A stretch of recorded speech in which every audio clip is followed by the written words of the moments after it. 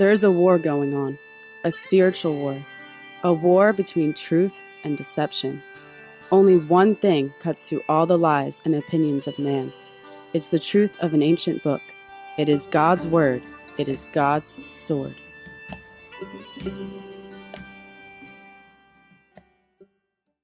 Well, Genesis chapter 36 is going to be a little bit boring to some of you. As you labor through, listening to me labor through, pronouncing all these names. But out of respect for the Spirit of God who inspired Moses, and out of respect for Moses who went to all the trouble, we'll read it. I'll try to comment very little. Most likely, you're not going to find a baby name in here for any of your kids or grandkids. Certainly not Oholibama. Too many syllables.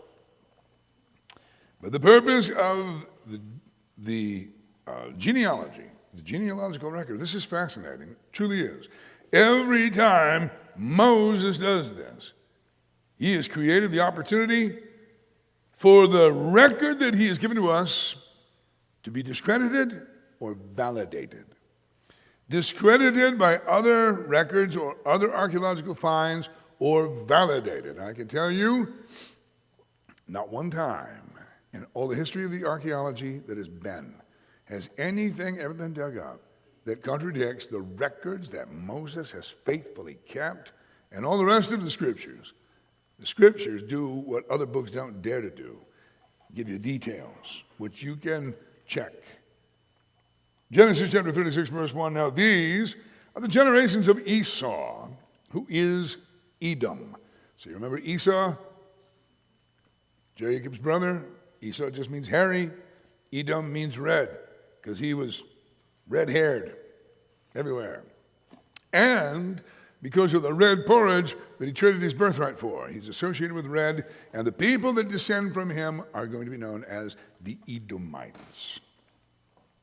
Verse 2, Esau took wives of the daughters of Canaan, Adah, the daughter of Elon the Hittite, and Aholibama, I want to get it right.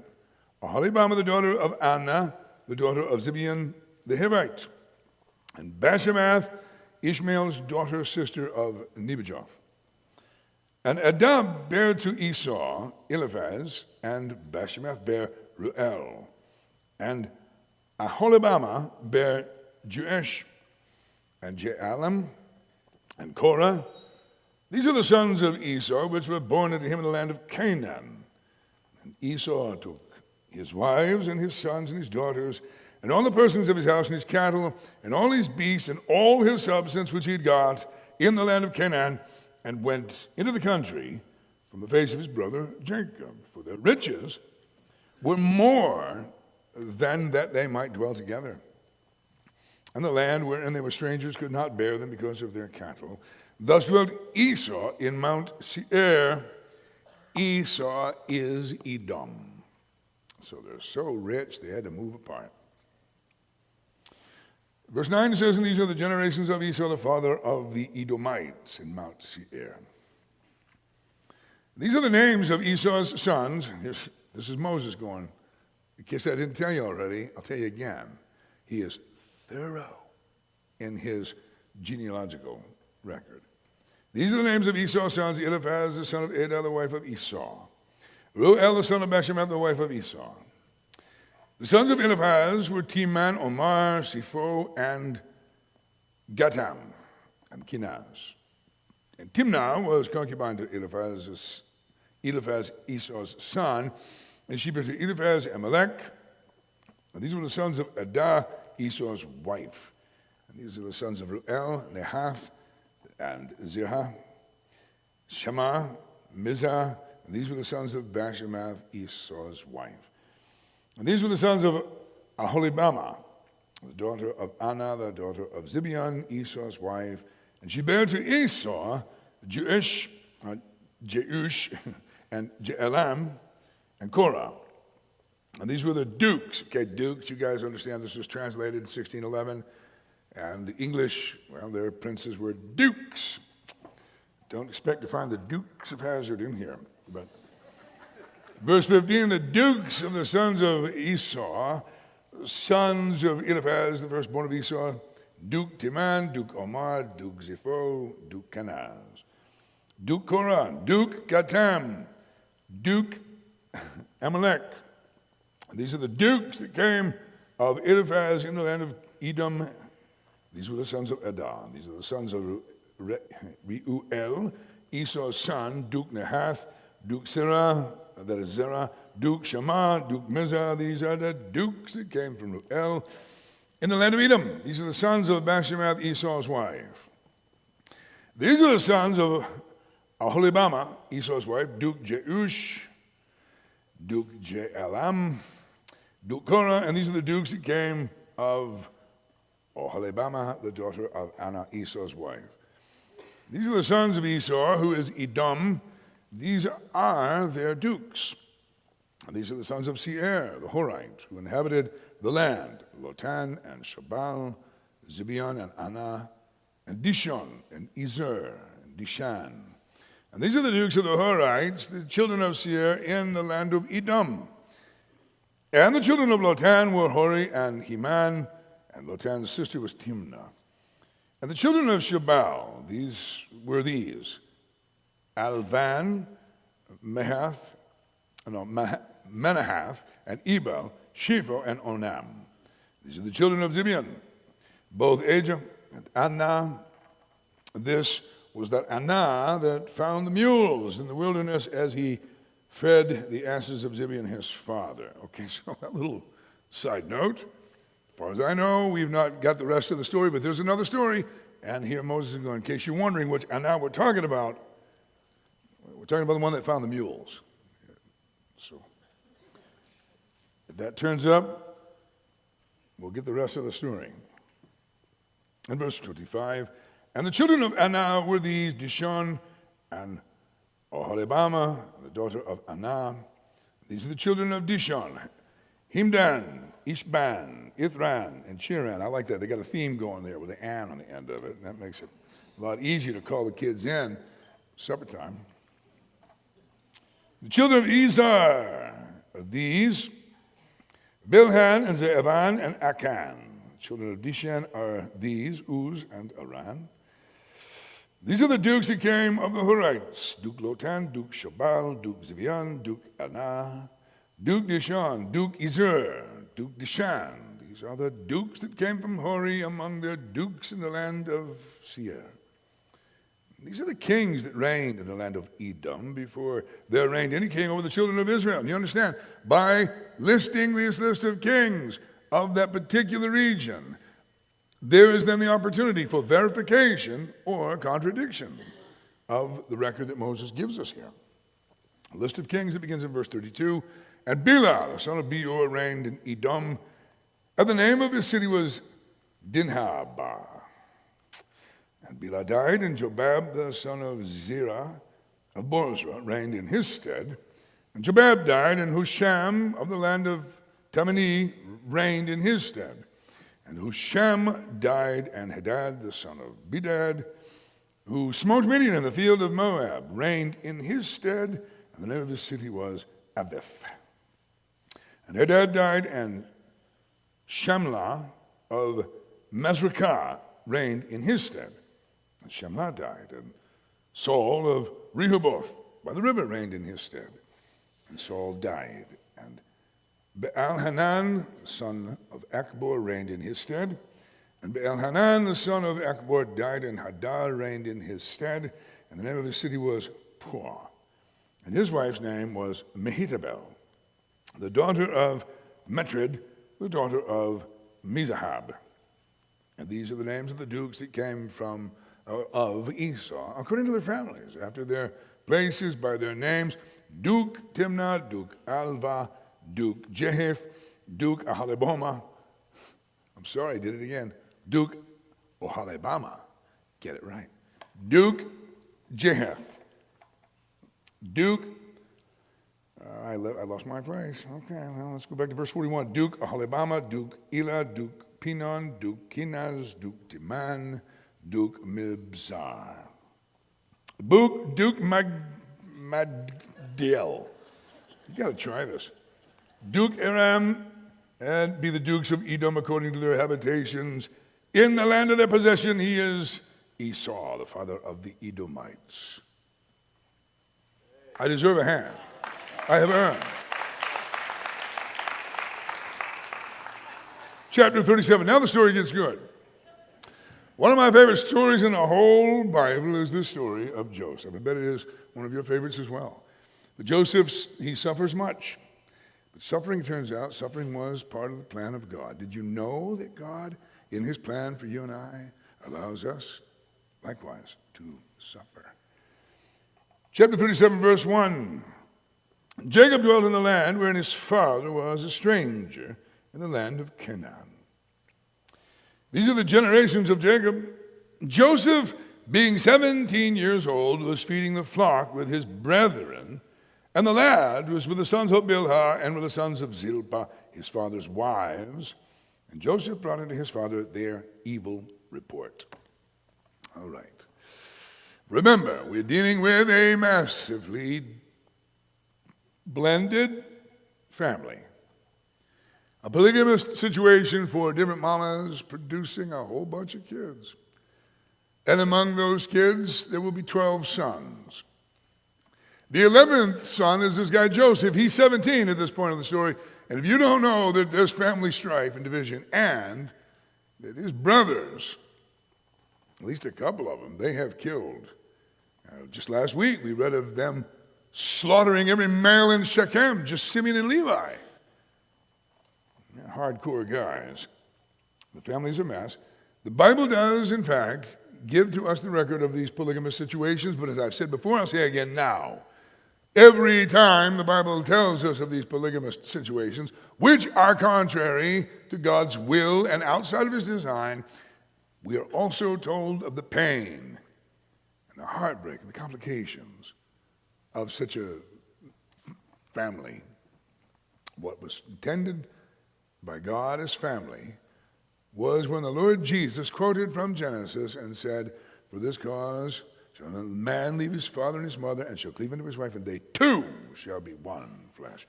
Two shall be one flesh, not the 3 or the 4 or the 5 or the 300. So, or the 700, as was the case with King Solomon. So you have this mess, and there is strife within it. So Joseph, at 17, is the family narc. Joseph is the one who's like, "You guys, this isn't right what you're doing." And he tells his father. What is written? Verse 3. Now Israel loved Joseph more than all his children because he was the son of his old age, and he made him a coat of many colors. All right, friends, you understand this was written long before there was a Walmart or a Target or an Old Navy, right? Before the Industrial Revolution, everything was handmade. Everything was handmade and woven, and for there to be any color at all would mean you've got to go to great expense to apply color to fabric and color that will actually stay in the fabric. Well, that already cost you some money. Well, Israel, he spends the money not just for color, but for many colors. Do you understand? That's expensive. This favoritism was expressed in an outward and visible way, which also means that Joseph was given a desk job managing the family estate instead of being out there in the elements with his brothers who were tending the flocks and the herds. The other guys were all cowboys and shepherds. Little Joe, he stays back at the ranch in the tent in a suit. So there's a couple of things that I will point out to you that you have in common with Joseph, and I've done this every time I've taught through it. Number one, you, just like this guy, Joe, you are loved. Your father loves you. You are loved. And that can cause you some trouble because it'll also get you hated. Verse 4 says, "And when his brethren saw that their father loved him more than all his brethren, they hated him and could not speak peaceably unto him." Now, perhaps some of you can relate to that. You've had strife in your family, perhaps you and a sibling. Perhaps it was that way with you. They couldn't speak peaceably, like they couldn't say anything that wasn't an expression of strife or just cutting. And it was that way with Joseph. Part of the reason for it was because of their envy. And that is a factor. That is a factor that will play into this whole story, envy. So they hate him.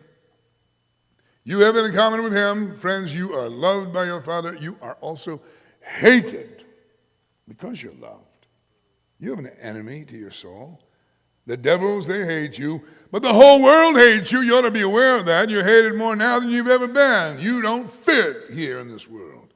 The world that you live in, the culture that you're now surrounded by is less Christian every day. And the less Christian it is, the more they hate you. Well, you've got this in common with Joseph. You've had your dreams. I don't know what happened to them, but you had them. Verse 5 says, and Joseph dreamed a dream, and he told it his brethren, and they hated him yet the more. And he said unto them, hear, I pray you, this dream which I've dreamed. Now, listen to me. Listen, guys, pause.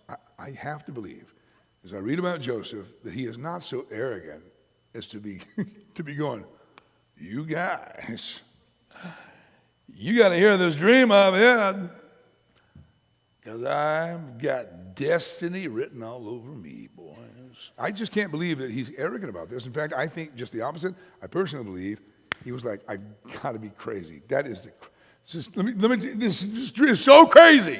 I got to tell you this dream. And he's like, is that crazy or what? And they went, no, you're crazy. They hated him for it. Let me talk about dreams for just a second. Most of our dreams, we don't tell them to people, or people would know how weird we are. Most of them we keep to ourselves and we forget them by midday. Other times you'll have dreams that really stand out to you. They stay with you. Sometimes a recurring dream, or it's more like a recurring theme. Dreams are interesting. They're, generally speaking, I'll analyze mine, and I can see all of the elements of the previous day thrown into a scramble or an omelet, a weird movie. But if I really stop and analyze, I go, yeah, I remember that was from yesterday. I dealt with that. That's right. I stepped on that spider, so there's where the spider element of the dream. And you guys know what I'm talking about? Most of our dreams are just your brain's like your screensaver. And it makes a movie. But occasionally, a dream will be a recurring theme. It'll be an expression of a nagging fear or a nagging longing or a nagging hope. I lost my dad when I was very young. He kind of, left us, and then he died when I was 9. And as a young man, I had a reoccurring theme. Now, my dad, and the only real good picture, the only picture that we had, me and my sisters, of our dad was him in his Air Force uniform. And in that picture, he looked so respectable. In that picture, he looked like everything you wanted your dad to be. And that's how he would appear in my dream. I'm talking about in my late teens, even in my early 20s. I had this reoccurring theme where my dad, he would come into my dream, and it turns out he didn't really die. They had to fake his death because he's a real hero and he's working for the government. But he had to break all the code. Had to come where I was and find me, tell me how proud he was of me. Isn't that pitiful? That was pitiful. That was an expression of a wish or an expression of a longing I had. Interestingly, that quit happening as I grew and as I received that sort of validation from my Heavenly Father. And it just quit. Perhaps you've had reoccurring themes, reoccurring fears. You're buried in a box or something awful, that sort of haunts you. And this happens with us. But then there's another category of dream, and that is when it's actually God saying something to you. And listen to me on this. Biblically speaking, it happens, but it only happens to pagan kings who have a dream that they can tell. It's from outside of time. They can tell. They know somehow or another that dream means something. But what does it mean? And it would seem as if God is toying with them. He's revealing a little, but not enough. He reveals only enough for them to go find a Jew, one of the chosen people who will interpret the dream. It was so with the story that we're in with Pharaoh, and it will be so later with Nebuchadnezzar and Daniel. And it happens, but I don't think God does that to his children. I believe that with his children, he speaks in dreams, and he lets you know what that's about. Or he'll let you know later what that's about. But God is not in the business of frustrating his kids and toying with them. Joseph had a dream, and I submit to you that it was the kind of dream that he knows it means something. But it is utterly ridiculous. His brothers hate him. And he's got a dream that one day they're bowing. It's just too crazy to keep to yourself. It's too crazy. You got to tell him. So he did. Verse 9, he dreamed yet another dream. Well, I should read you the dream first. We haven't done that yet. Verse 5, he dreamed a dream, and he told it his brethren, and they hated him yet the more. That really won him some points with them guys. And he said unto them, hear, I pray you, this dream, which I've dreamed. For behold, we were binding sheaves. This is a 17-year-old Joseph. We were binding sheaves in a field, and lo, my sheaf arose and also stood upright. And behold, it's crazy, your sheaves stood round about and made obeisance to my sheaf. Wow. Isn't that crazy? And his brethren said to him, shalt thou indeed reign over us? Shalt thou have dominion indeed over us? And they hated him yet the more for his dreams and for his words. They looked at that dream like, you arrogant little suit wearer. Well, in verse 9, did he learn from that experience to keep his dreams to himself? Oh, no. And he dreamed yet another dream, and he told it his brethren. Yeah, he's like, you guys, you love that first one so much.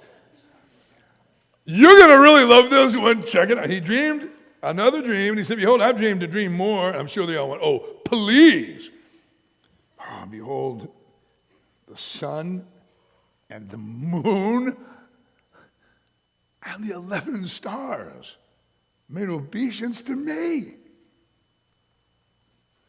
He told it to his father and to his brethren, and his father rebuked him.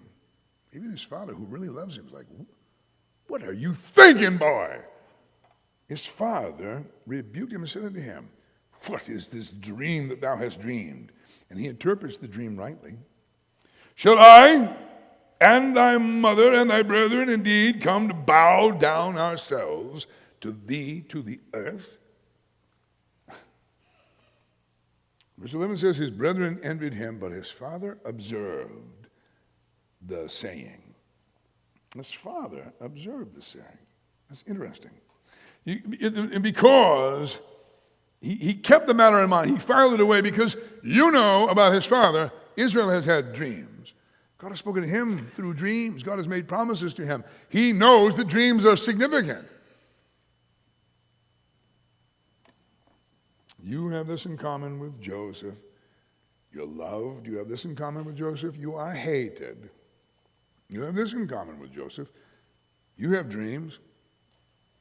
You do. Even if they're not like that in your sleep. You have hopes. You had hopes. You had hopes for a future. Every single woman in this room, wired by God and created by God with a need to know that you're loved, have all dreamed that you would be. And that has led to an awful lot of disappointment. And what happened to it? That dream. You men, every one of you, wired by God with the hope that one day you will be great. Greatness will win your respect. And a lot of disappointment in people like us. You've had your dreams. You got some other things in common with Joseph, and that is there is an actual conspiracy alive to keep your dreams from ever being realized. Verse 12 says, his brethren went to feed their father's flock in Shechem. And Israel said unto Joseph, do not thy brethren feed the flock in Shechem? Come, and I will send thee unto them. And he said to him, Here am I. He said to him, Go, I pray thee, and see whether it be well with thy brethren, and well with the flocks. And bring me word again. So he sent him out of the vale of Hebron, and he came to Shechem. And a certain man found him, and behold, he was wandering in a field. The man asked him, saying, What seekest thou? He said, I seek my brethren. Tell me, I pray thee, where they feed their flocks. Because they're not where they were supposed to be. They're not where their father believed they were. And the man said, They are departed hence. For I heard them say, let us go to Dothan. I guarantee you there was a club in Dothan. Let us go to Dothan. And Joseph went after his brethren and found them in Dothan. And when they saw him afar off, and how did they recognize him afar off, you guys? That colorful coat, that stood out. There aren't that many of those around. Oh, look who's coming now. You know they did. And they conspired. They saw him afar off, and even before he came near unto them, they conspired against him to slay him. They said one to another, Behold, this dreamer cometh. You know what they said literally? Well, look, it's the dream master. Literally translated, or master in his dreams. The guy who thinks he's going to rule over us. He's going to be promoted over us. Look who's coming, little punk. Now, let me tell you something you may not know, you may not be aware of. The fact is, there's such a thing as mob mentality, and we can be really bad influences on each other. What happens here is, it might have been bad if it was just one of Joseph's brothers, but they're all together, and you know what happens. Men have the capacity of making each other stupider. Or crueler. It's really true. Do you know this? Do you know that, for example, surely you're aware that there are certain statistical realities that if you are a fatherless child, particularly a fatherless male, you got some things going against you. Statistically, mathematically speaking, you are 5 times more likely to live in poverty. That's probably no shock. But if you are fatherless, you're 9 times more likely to drop out of school. 9 times more likely to drop out of school. If you are fatherless, you are 20 times more likely to go to prison. 20 times more likely to be incarcerated. How about that? You have a higher risk of drug and alcohol abuse. You get increased incidences of internalized and externalized aggressive behavioral problems. In other words, you're likely to be violent. You got a greater chance of runaways and homelessness, and you're twice as likely, you are 2 times more likely as a fatherless child to kill yourself. 2 times more fatherless kids kill themselves. All of those statistics, check this one out. As bad as they are, get multiplied again if you happen to be fatherless in the company of the other fatherless. Put a bunch of fatherless males together, and who's going to rise up to be the leader? The worst of them. And they will push each other to further acts of self-destruction. It's a sad reality. So many of us, we ended up in the fatherless community, government-subsidized housing, like over in Cape Heart.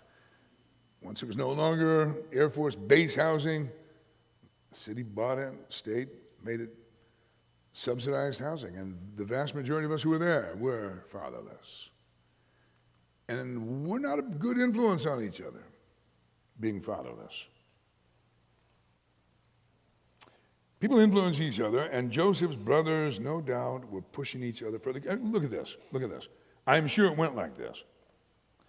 They said, we'll see what becomes of his dreams. And then verse 21, Reuben heard it. He's the oldest, right? Reuben heard it, and he delivered him out of their hands and said, let us not kill him. And Reuben said to them, shed no blood, but cast him into this pit that is in the wilderness. There's a pit. Somebody dug a well, and it was dry. Somebody dug what was intended to be a cistern. It's deep. He says, let's just throw him down here.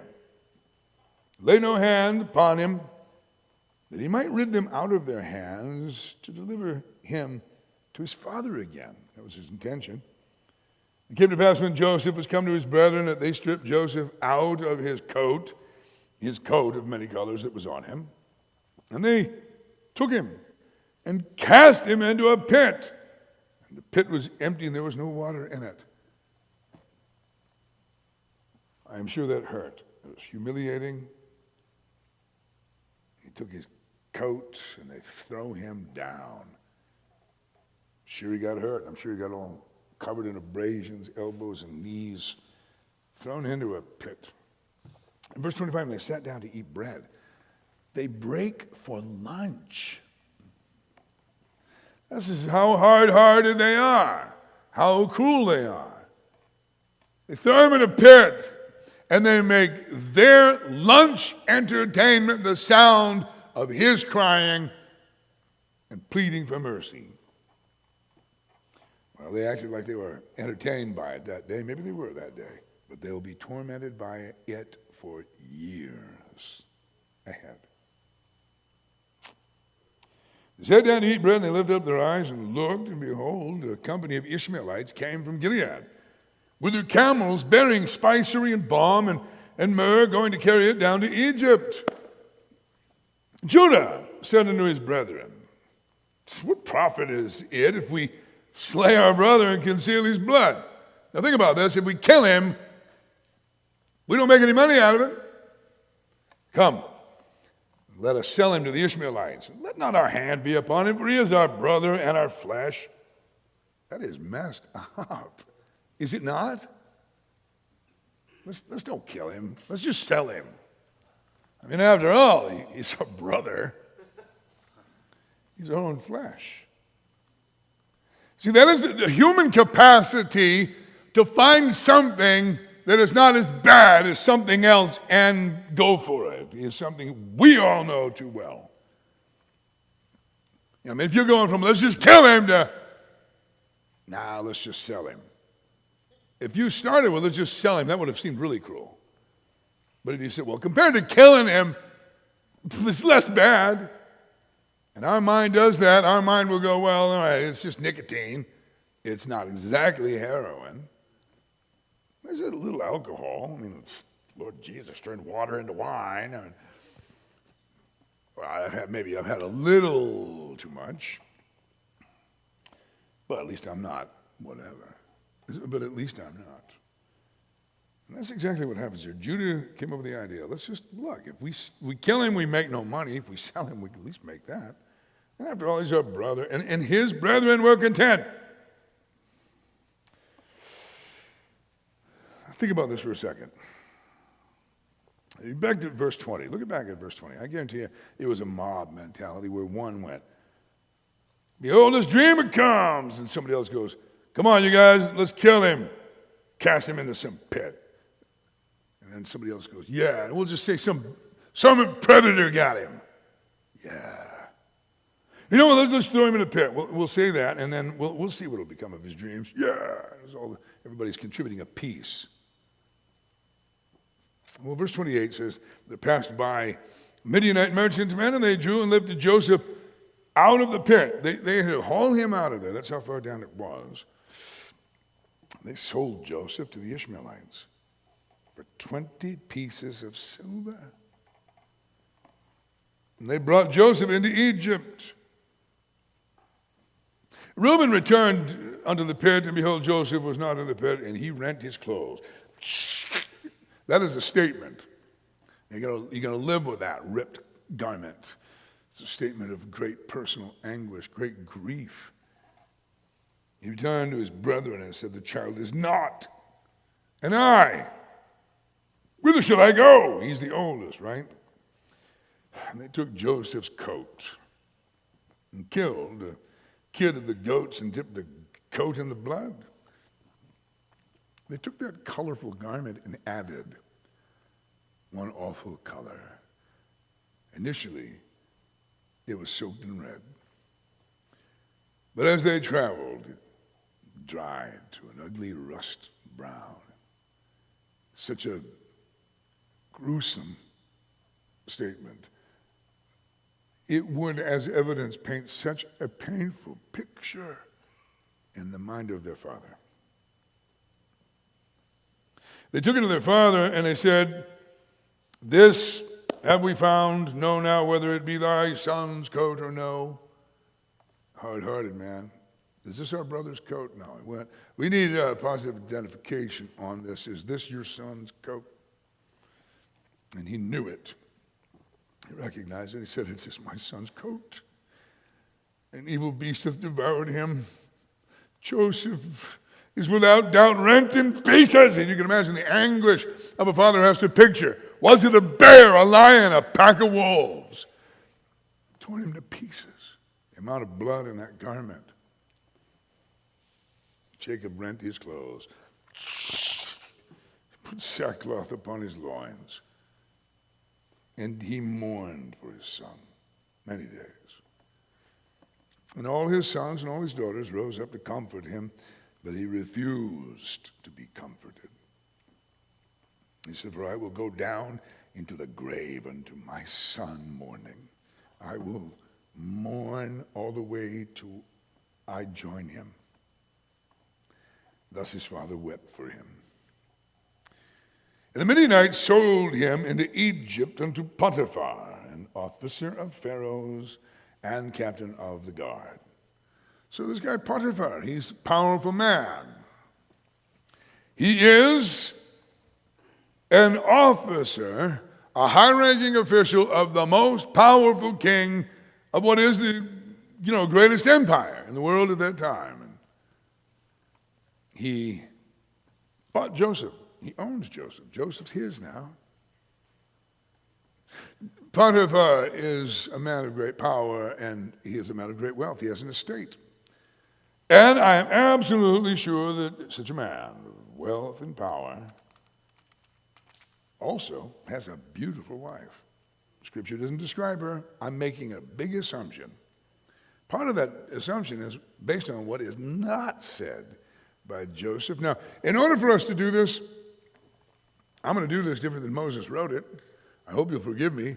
We're going to skip chapter 38 and come back to it after we're done with Joseph. Chronologically, Moses wants you to know what's going on in the meanwhile. So we'll come back to chapter 38 and see the story of Tamar and Judah. We'll do it upright. But right now, I'll go to chapter 37. Where? Okay, I'm sorry. Let's go to chapter 39. We already did 37. Chapter 39. So what happens to Joseph? Joseph was brought down to Egypt.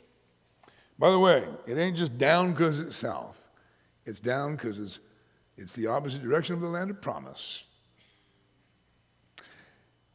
And Potiphar, an officer of Pharaoh, captain of the guard, an Egyptian, bought him of the hands of the Ishmaelites, which had brought him down thither. Look at verse 2, it'll blow your mind. And the Lord was with Joseph. What in the world? Now, if you're Joseph, you'd be like, if the Lord is with me, then why am I not home where I want to be? Do you understand that it's possible that God is with you, even if you ain't where you want to be? He is where you are. He is with you, even in that place that you wish you were not. Let me tell you what that verse did not say. It does not say, and Joseph just felt the Lord with him. I don't know what Joseph felt, but I know he felt great pain. He felt pain. His heart was broken. His brothers hate him. Now he's like, I'll never see my father, my little brother. Let me read you one verse, or maybe a couple of verses out of Psalm 105. Psalm 105 says in verse 17, He, Yahweh, He sent a man before them, even Joseph, who was sold for a slave, whose feet they hurt with fetters. He was laid in iron until the time that his word came. The word of the Lord tried him. The word hurt is connected with the story of Joseph because he hurt. They hauled him up out of that pit. And he probably thinks, oh, guys, come on, this is, you're joking. I know you don't mean this. And then the irons that hurt clamped onto his feet, shackles. And maybe 17-year-old Joseph tries to resist. And that invites a blow right across his brow from the Midianites purchasing him. And he bleeds from the brow. And then he has to deal and process with the reality. They mean this. This is not a joke. He walks compliantly away from everything dear to him. Joseph hurt. Joseph hurt a lot. Joseph suffered deeply. And he's got way more suffering ahead for him. But the Lord was with him. What does that mean? The Lord was with him. You think because the Lord's with you, everything's just going to be sunny? Happy? Like Joseph arrives at Potiphar's house and goes, I just feel the presence of the Lord. God has got a plan. No, feel. That's what that's modern stupid, obsession. The modern obsession would feel. It says here, and the Lord, look at verse 2, and the Lord was with Joseph, and he was a prosperous man. He was in the house of his master, the Egyptian. And his master saw that the Lord, that's Yahweh, was with him, and that the Lord made all that he did to prosper in his hand. Do you understand what it means? What it means is that the evidence of God being with him is his success in working, blessing, wisdom, smarts from the Lord. That Joseph goes about doing for Potiphar all of the same management and using all the same skills, math skills and otherwise, that he developed in his father's house, managing his father's estate. He now manages Potiphar's estate. And as he does, that pagan Potiphar discovers that Yahweh, the true and living God, is with this slave. And everything he touches is managed well. It was evidenced by the success in his work, to the point where he trusts him more and more. Verse 4. He said, and Joseph found grace in his sight, that is favor. He served him. And he made him overseer over his house, and all that he had he put into his hand. That's amazing trust. And it came to pass from the time that he made him overseer in his house, over all that he had, that the Lord blessed the Egyptian's house for Joseph's sake. And the blessing of the Lord was upon all that he had in the house and in the field, and he left all that he had in Joseph's hand. He knew not aught he had, save the bread which he did eat. And we hear these words, Joseph was a goodly person and well-favored. That is, he was handsome in form and appearance. So he was built well, and he looked good, and that's going to be the cause of a lot more trouble. Verse 7 says, it came to pass after these things that his master's wife cast her eyes upon Joseph, and she said, lie with me. That's not subtle. That's pretty direct, isn't it? Lie with me. But he refused. He wouldn't do it. Look at this. And he said to his master's wife, behold, my master wotteth not what is with me in the house, and he hath committed all that he hath to my hand. There's none greater in this house than I. Neither hath he kept back anything from me. But thee, because thou art his wife. How can I do this great wickedness and sin against God? Now you've got to admit, this guy is noble. Because most young men in that situation would go, what else could I do? Or they would be so, building their case against God. What's he done for me lately? I'm a slave. What do I owe him? Joseph has more fear of God, more reverence than most. And he gives two stated reasons why he would not lie with her. Number one, that'd be a sin against God. Number two, be a sin against somebody who trusts me. Somebody trusts me. I'm not doing that to him. He's got the vertical and the horizontal right. I have an obligation to God. I've got an obligation to your husband. Let me point out to you what he did not say. She said, lie with me. Joseph did not say, no!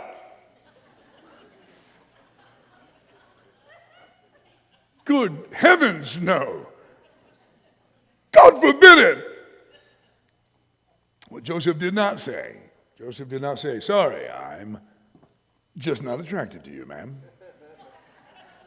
And for that reason, I suspect that it's all the more noble that Joseph was no. His stated reasons were the two reasons. He was not cruel, he was not unkind.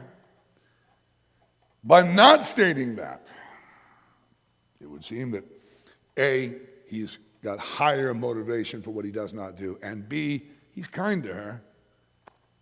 It's not like he's like, no, it's not like your offer is not appealing to me. I can't do that. It'd be wrong. It'd be wrong against God. It'd be wrong against your husband. I strongly suspect that Mrs. Potiphar was a temptation. She was a beautiful woman who perceives herself as having unmet needs. Joseph doesn't, there's an inner lawyer there's a Philadelphia lawyer in every one of us, making a case for how right we are and how wrong circumstances are, and we got this coming to us. He doesn't justify this. Look at this. It says here, verse 10, it came to pass as she spake to Joseph day by day, that he hearkened not unto her to lie by her or be with her. Check out her prepositions. She starts out with, lie with me, and then goes to, will you just lie near me? Will you just do that? And he is all the way going, no ma'am, no. No thank you ma'am, no. He does not hearken. She tries, and it doesn't work. And in verse 11, it came to pass about this time that Joseph went into the house to do his business, and there was none of the men of the house there within. Now, you know that was a setup, and you know she was responsible for that. Everybody's gone. Joseph's not stupid.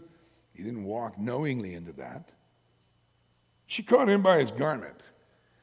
Oh, here we go again. More garment trouble for Joe.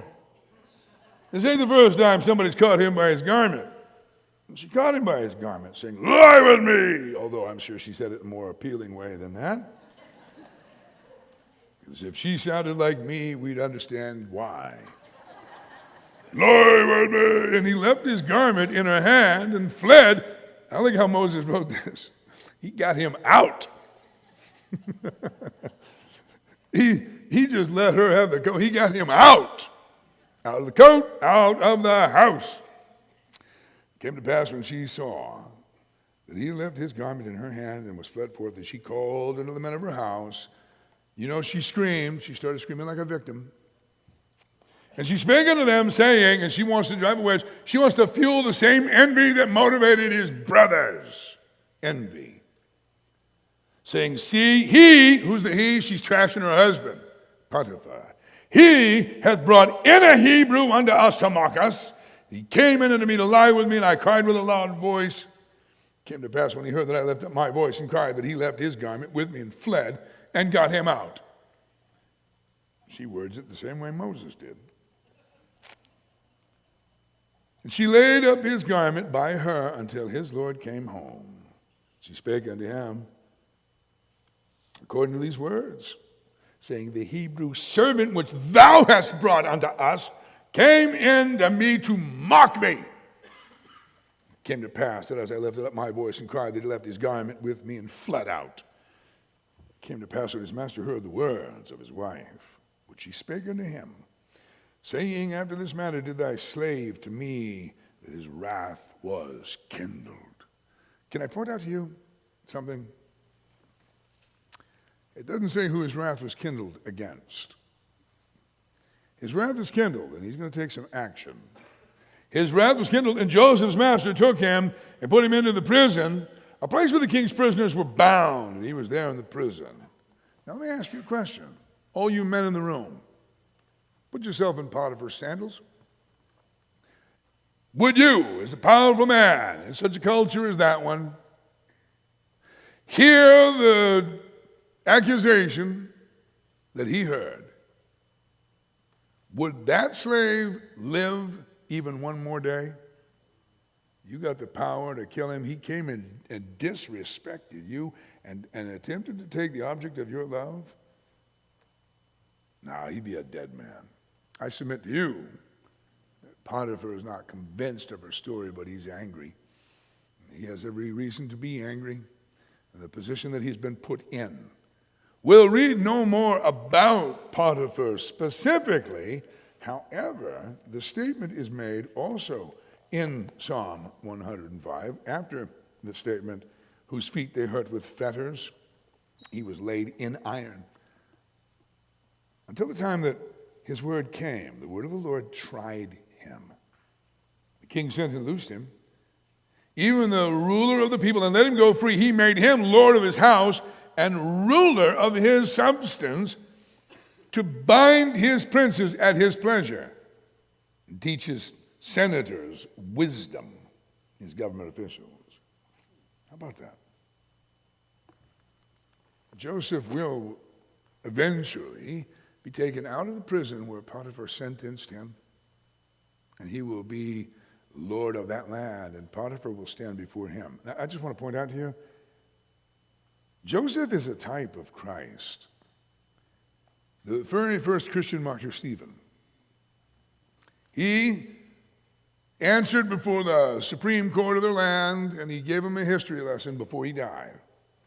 And in that history lesson, he mentioned Joseph, how his brothers were moved with envy. And it's the same as the guys who were sitting there on that court. They were moved with envy. That's why they had Christ executed. And they didn't recognize Joseph as their hero, but the second time he was made known to his brethren. That is Stephen prophesying that there's a second coming of Christ, and he'll be recognized. Truly amazing. And when Christ comes, the very same Christ who stood before Pilate, all the Pilates will bow before him, before Christ. Every ruler in the Christ-rejecting world will bow. Joseph, in his suffering, gets to be a type of Christ and the suffering king. One last thing, ladies and gentlemen. What does verse 21 say? Another mind-blowing statement. But the Lord was with Joseph. The Lord was with him? The Lord was with Joseph and showed him mercy and gave him favor in the sight of the keeper of the prison. Because the Lord is with you doesn't mean everything in your life is going to be like you want it to be. Because the Lord is with you doesn't mean you're going to feel like the Lord is with you. Oh, I just feel his presence in this prison. Joseph doesn't get there and go, all right, this is what God has for me next. I'll just feel the presence of the Lord in this place. It's a prison. And all he feels is another degree of burned. You know, what's he do? Well, can't escape. Guess I might as well work. And he doesn't just make head trustee, he becomes, look at this. The Lord was with him and gave him favor in the sight of the keeper of the prison. And the keeper of the prison committed to Joseph's hand all the prisoners that were in the prison, whatsoever they did there. He was the doer of it. The keeper of the prison looked not into anything that was under his hand, because the Lord was with him, and that which he did, the Lord, that's Yahweh, made it to prosper. What about you? You got pain? Are there things in your life you wish were different? Can you recognize the things you have in common with Joseph? You are loved, you are hated, you have dreams, and there is a conspiracy to keep your dreams from ever being realized. But God's involved in your story. That's the other thing you get in common with Joseph. The Lord is with you, even when it doesn't feel like it. You and I have something Joe didn't have. You know what we got? We got Romans 8:28. It says that all things work together for the good of those who love God and are called according to his purpose. All things. Does that really mean all? It means all things. There isn't anything that is not included in the all. Do you hear me? I'm telling you. If you really believe that, and if the Lord is with you, then you are no victim of other people's choices or other people's actions. Oh, you may have been victimized, but that doesn't make you a victim, because the Lord is with you. Oh, now you got to chew on that one. Hey, thanks for listening. We pray that the Word of God will speak to your heart as you meditate on it. If we can help you grow, or if you have any questions, you can visit us at our website at ccbangor.org. Give us a phone call at area code 207-991-9555, or you can shoot us an email at office@ccbangor.org. On behalf of Pastor Ken and all of us here at Calvary Chapel Central Maine, we wish you grace and peace.